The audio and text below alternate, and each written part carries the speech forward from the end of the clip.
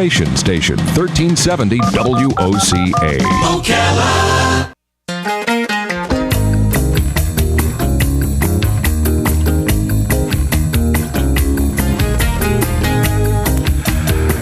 All right, 25 minutes before 10 o'clock. Thank you for tuning in.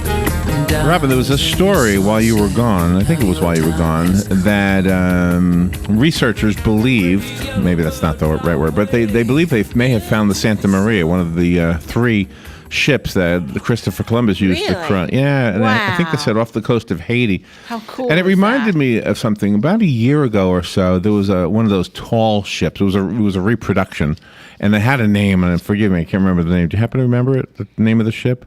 The tall wooden ship? No, I don't. It was like a recreation of a ship that would have sailed in the ocean, during Columbus's days or something. Can't remember the name of it. And it was so cool to be on that ship because it wasn't that big, really. I mean, it was bigger than a rowboat, but it wasn't really that big. And these guys would go all around the world.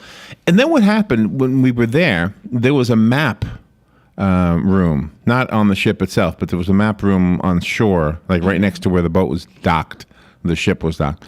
And and it was so amazingly accurate. I mean, now, you put a satellite up in the sky, you can see exactly, every little line that's supposed to be on a map. And it's always amazed me that these guys from so long ago could take what they knew about the stars and about everything and almost perfectly create a map of the area that they were sailing around. It was just, it's always fascinating me. And they weren't 100% accurate, but they were very, very close. Yeah. How they did that, I don't know. If you tried to do that now, I don't know if we could do it.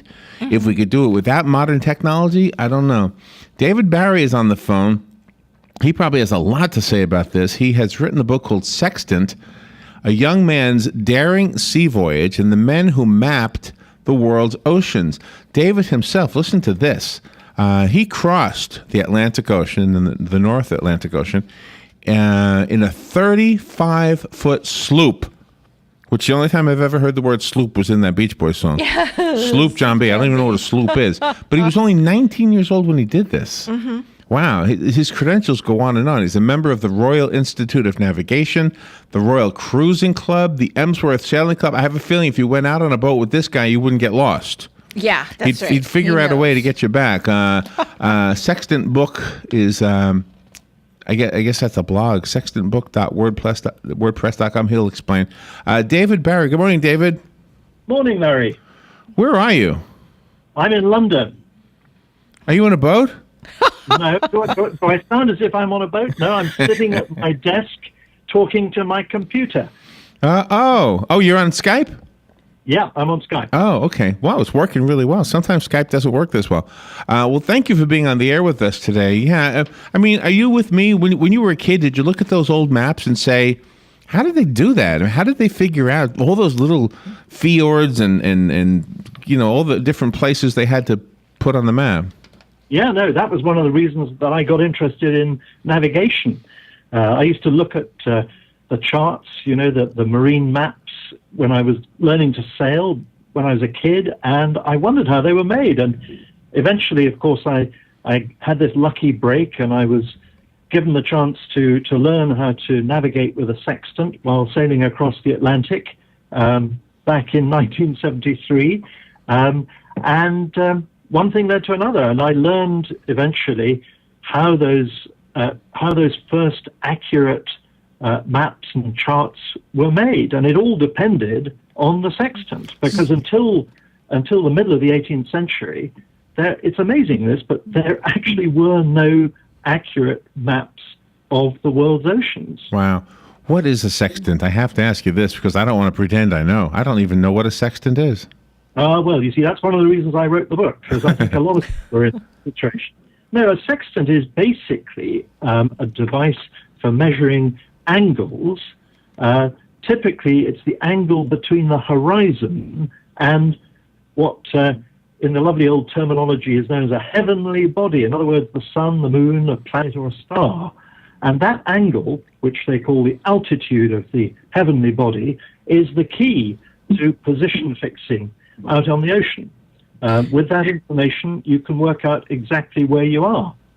So when when the oceans were mapped, did they do it only at nighttime because they had all the stars as point of reference, or were they able to do some in the daytime using the Yeah, sun? Good question. It's a good question. In fact, you can use the sun and the moon as well. And since the sun and the moon sometimes is visible during the day, you can use a sextant right round the clock. The only thing you need is a clear view of the horizon and obviously a clear sky. Those are the two primary factors. You know, I was too young to go to Woodstock, but I heard they had some sextants too. And I heard they had some heavenly bodies there too. That's right. So is this a device? So the sextant is a device and not the person who operates the device. That's right. The guy who uses the sextant is simply a navigator. Okay. And the sextant is an instrument, and it was invented in about 1758 or thereabouts. Nobody's quite sure.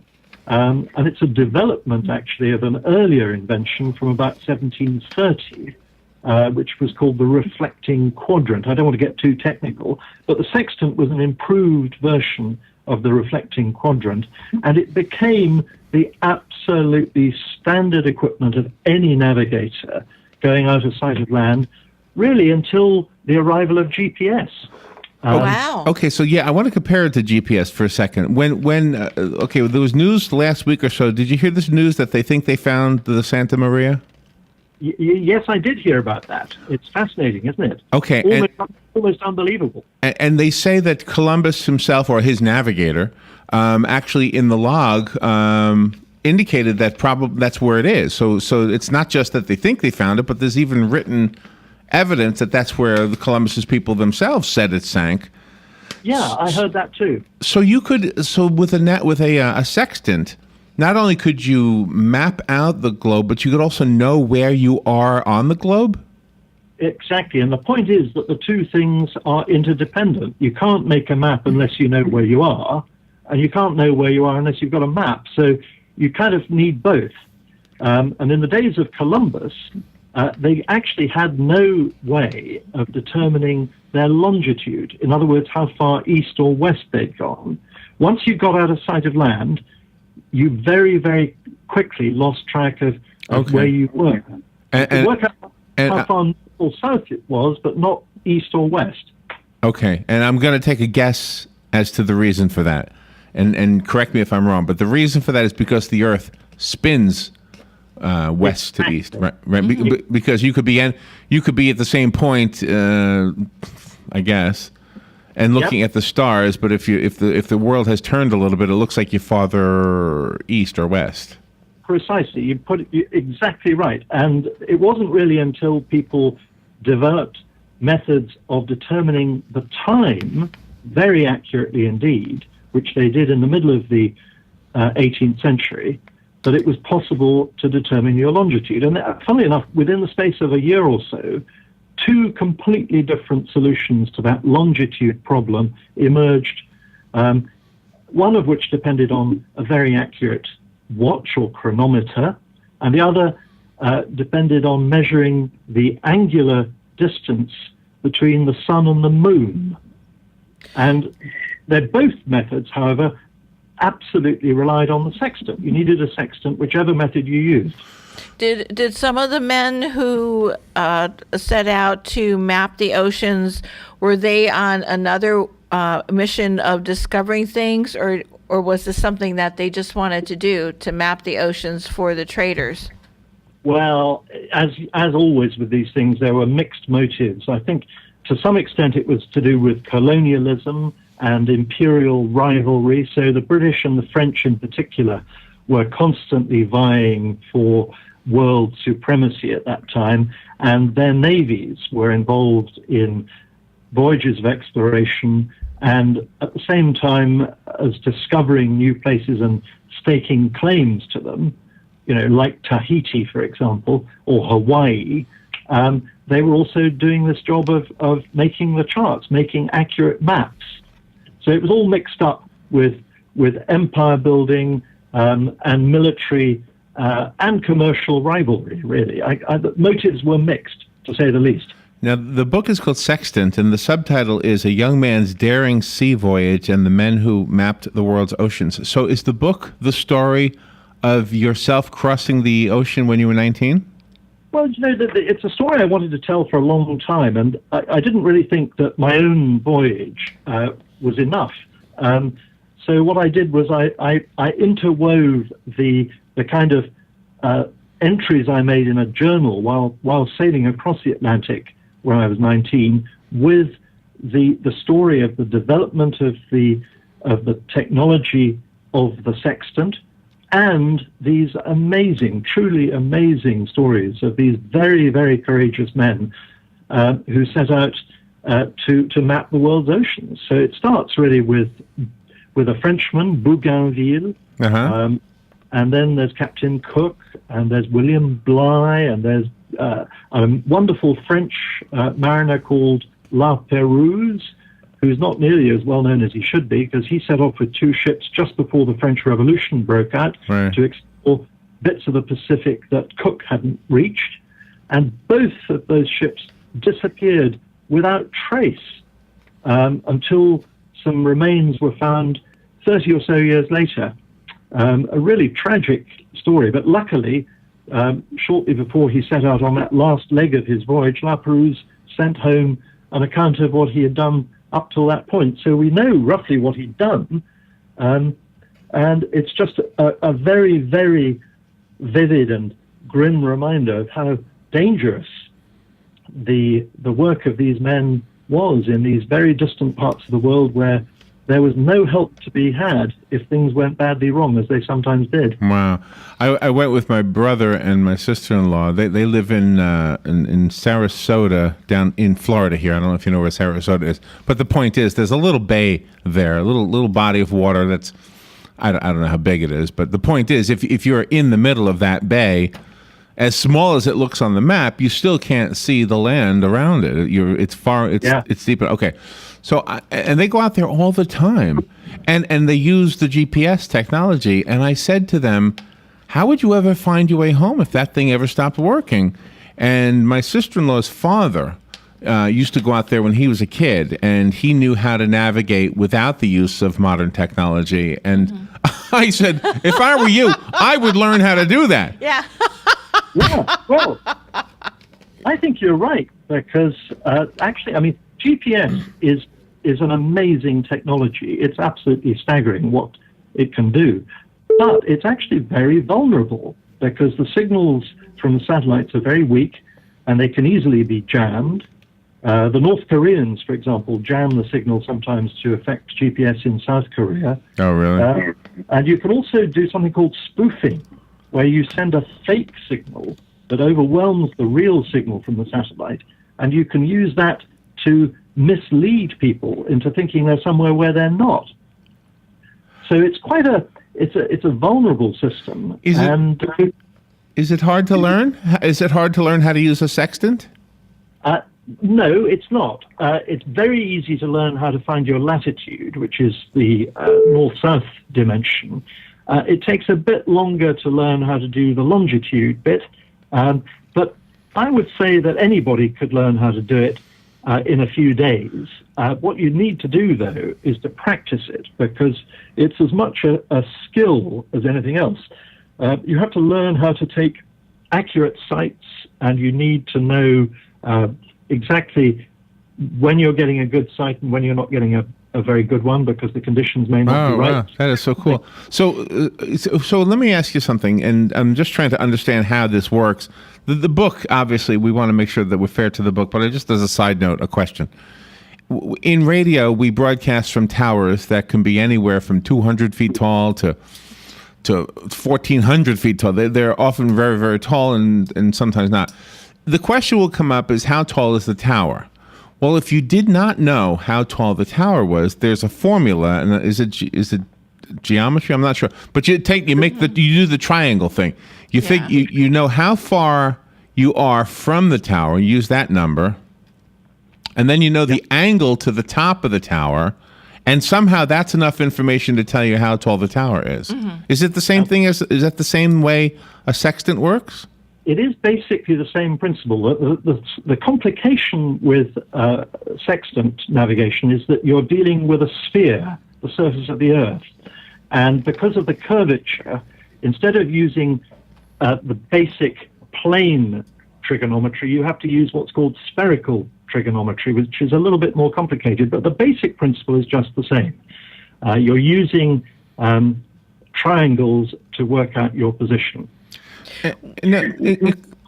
Could the astronauts have used the same thing on the moon? Would the sextant how do I ask this question? Would it be different because we don't know exactly how the stars look from the moon? I mean, we know how they look from the Earth, but maybe it'd be slightly different. Well, actually, with the stars, because the stars are so far away, they wouldn't look any different from the surface of the moon. So you could certainly use a sextant on the surface of the moon.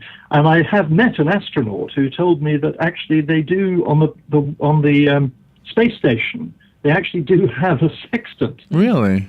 Yeah, though exactly how they use it up there, I'm not sure. That is cool. When you crossed the North Atlantic, did you have in your mind before you crossed about how long it would take you, and were you by yourself? No, I was with two other people, this wonderful retired naval officer who was the skipper of the boat, who was called Colin McMullen, and a 17-year-old girl who was very plucky. And we knew it would take probably a month or so to make the crossing. And in those days, we had no way of getting weather reports once we were any distance from the land. So we just had to kind of take it as it came, and we had some heavy weather in the middle, and we were knocked down once by a big breaking sea, and we had some exciting times. Was there romance in your book? No, I left all that out. There you go. Well, now I know why it's called a sextant. David Barrie is our guest. Wow, we're fascinated with this subject. The book is called Sextant, A Young Man's Daring Sea Voyage and the Men Who Mapped the World's Oceans. I have a couple of callers. Do you want to take some phone calls? Sure. All right. Good morning. Thank you for waiting. You're on the air now with David Barrie. Good morning, Mr. Barrie. I was in the Navy in the 50s through 64, and we didn't have a lot of the luxuries that you enjoyed in the 70s. One of the big things I didn't hear you mention was the keeping of accurate time. And basically that would stem from, 12 o'clock or 2400 Greenwich Mean Time. And everything was basically, to get your accurate longitude, was based on Greenwich Mean Time, and that signal, which would be broadcast either 2400 or 12. Yep. And I was surprised you didn't mention the fact that a lot of this was based on knowing the time at a given point, which Greenwich would be 0 as far as the east-west movement off that one point. Anyway, it was very interesting, and I noticed you could use a sextant, even navigator sextant, even on land, or if you're in closed waters and you took a sextant and had two prominent points and you took a sighting at those 2 points at the same time, you could do that with a sextant a lot more accurately than with the center-based compass. I hang up and listen. Very interesting, sir. Thank you. Most of that was over my head. Okay. Yeah. David? Yeah, I'm here. Yeah, I was just saying that was over my head. I'm going to have you comment on that. Well, no, I think we did mention earlier. You mentioned earlier the point about the rotation of the Earth and therefore the importance of the time. So, yes, to determine your longitude at sea, you need to know the time, and the reference meridian is, of course, Greenwich. So when you look up in the almanac, you're looking up what's going on at Greenwich at that particular moment, and then you can work out from knowing the time at Greenwich and knowing the time where you are, how far east or west of Greenwich you actually are. That's how you do it. And it's also true, as the caller said, that you can use the sextant for lots of other things. You can use it, for example, to determine your distance off the land. If you take the height of a lighthouse, for example, it's just as you were describing with that radio mast.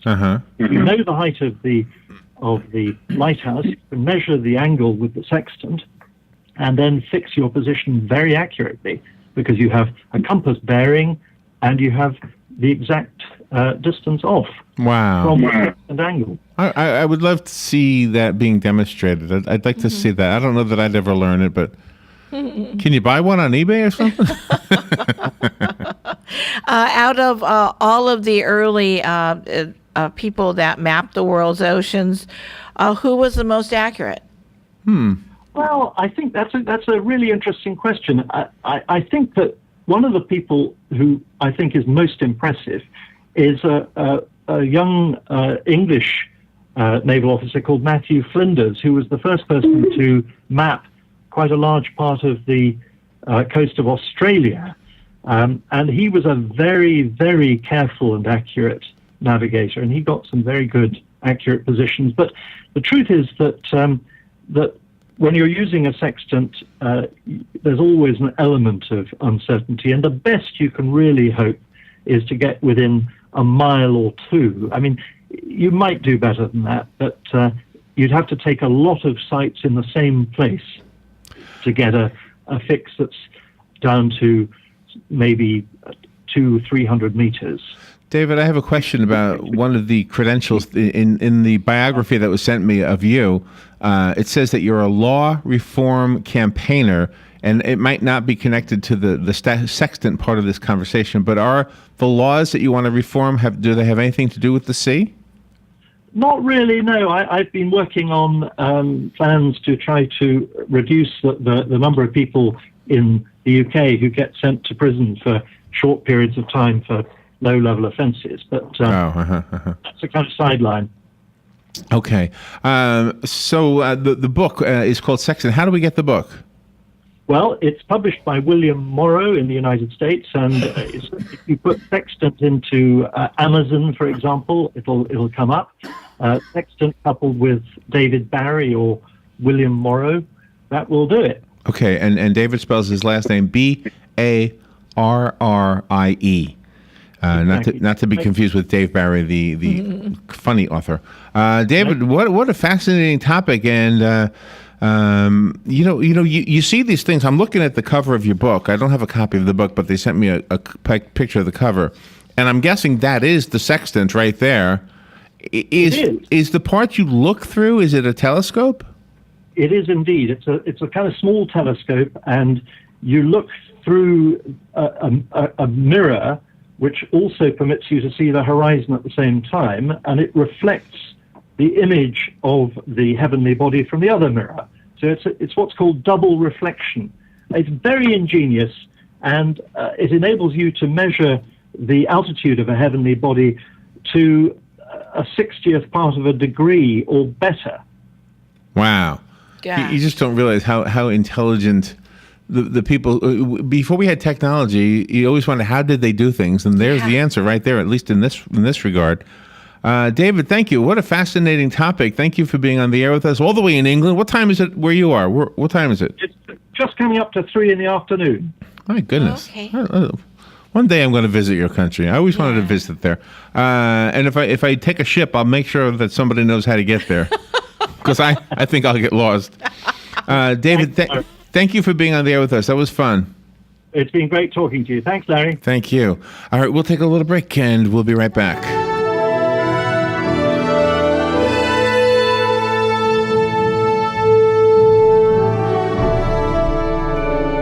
Coming August 8th and 9th, the first annual WOCA Bike Fest. How would you like a chance to win a 2014 Harley Street Glide?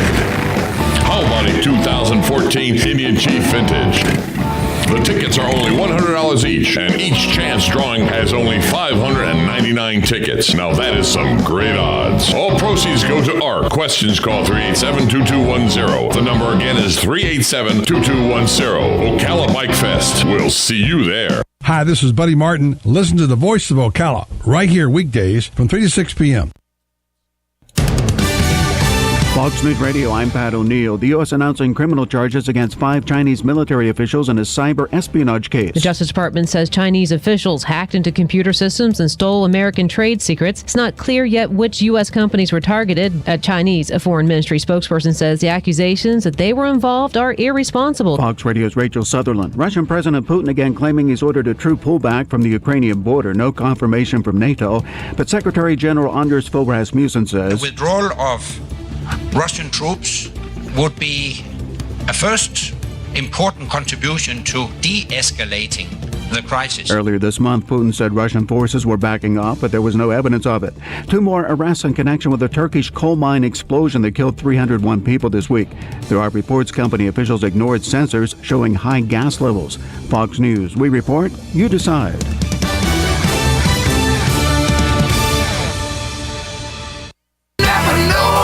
Right now at Napa, get your favorite flavor of Valvoline Conventional or Max Life Motor Oil for just $3.59 a quart.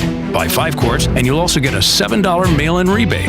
Yep, $7. Enough to get a plate of bacon with a side of bacon smothered in bacon. Now that's tasty. Conquer the job with Napa Know-How. General states pricing. Sales prices do not include applicable state, local taxes, or recycling fees at participating Napa Auto Parts stores. Offer expires 5/31/14. Make your small business even smarter with ADT Security Services. Through June 1st, get $250 instant savings on select ADT business packages. Improve your operations.